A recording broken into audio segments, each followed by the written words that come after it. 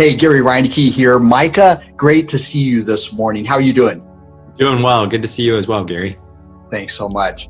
Hey, we're going to talk about creativity and innovation as it relates to creating a disciple-making culture. Talk about the main shifts that a leader needs to wrestle through in order to determine what their culture will look like. Yeah, I think one of the biggest shifts that we need to think through, or kind of the distinctions, is our orientation. Are we thinking about disciple making primarily as a come to us, or are we thinking about it as a go to them? Another way to say that would be, are we primarily orienting our life around the church and inviting people into that? Right. Or are we orienting our life around people who don't yet know Jesus, and we're going to the places where they are? I think that's a really important distinction to start thinking about the culture that we want to create. It would be really easy just to fly by that point, but it is the distinction between churches that have a culture of inviting versus a culture of disciple making. That's a harsh contrast. But in terms of what we're talking about, creating a disciple-making culture, there's a real distinction between those two approaches. Isn't that right? Yeah, absolutely. And I think that that's a really important thing to recognize, because when we think about it in the kind of the first approach of come to us, it's about a destination. Come to a service, come to a program, come to a ministry, come to Thursday night at 6 p.m. The go to them it's where are the places that people are at, schools, workplaces, neighborhoods, hobbies, and how can I go be there with them, inviting them into following the life that I'm living of following Jesus.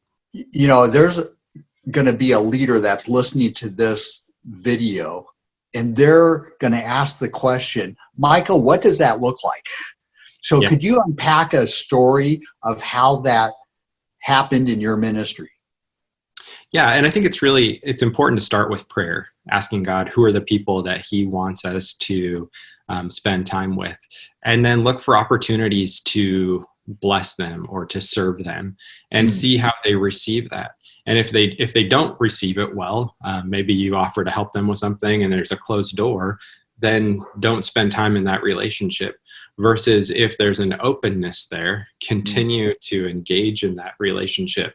So really simply, just an example I thought of was a friend of mine a number of years ago. I discovered that he liked to run. I like to run. So I would invite him to go on a run. And then he started reciprocating. So he would invite me to go for a run and we would have conversations. And initially he wasn't spiritually open. But through that process, there was an openness of relationship that emerged.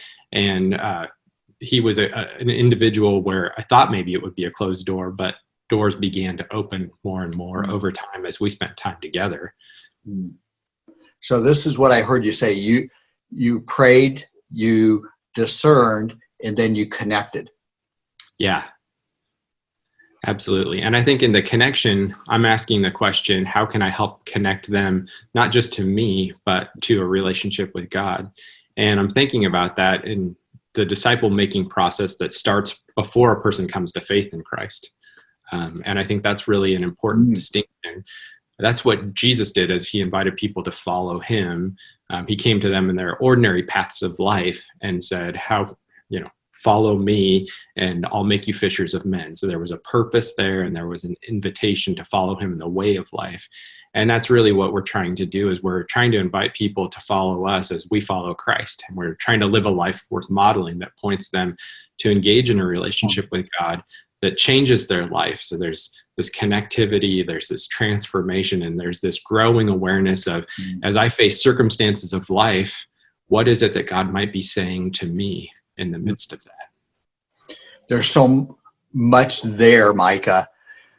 We just have a few more moments. Can you give one nugget that a leader might be able to take away from this example of a church that is creating a disciple-making culture? Yeah, I think, one really key thing I would say is, what are you modeling? And invite other people into that. And what I mean by that is, If you're modeling hospitality in your neighborhood, invite other leaders to watch you do it, not because you want their help as you're throwing a neighborhood barbecue, but you're trying to help them see, hey, you could do this too. You could throw a neighborhood barbecue. You could have people over for coffee. You could go to those 2 or 3 people that maybe God puts on your heart as you're praying, and intentionally orient your life around them, which is it's a big paradigm shift. And it's one of the things I think that's a opportunity for us in this cultural moment right now. As churches can't gather, we can, as the church, go to people and serve and love and model that as leaders as we're trying to implement that culture. Well, that's so important, and I really appreciate you unpacking that for us today, Mike. I look forward to continuing the conversation. Have a great day, and God bless.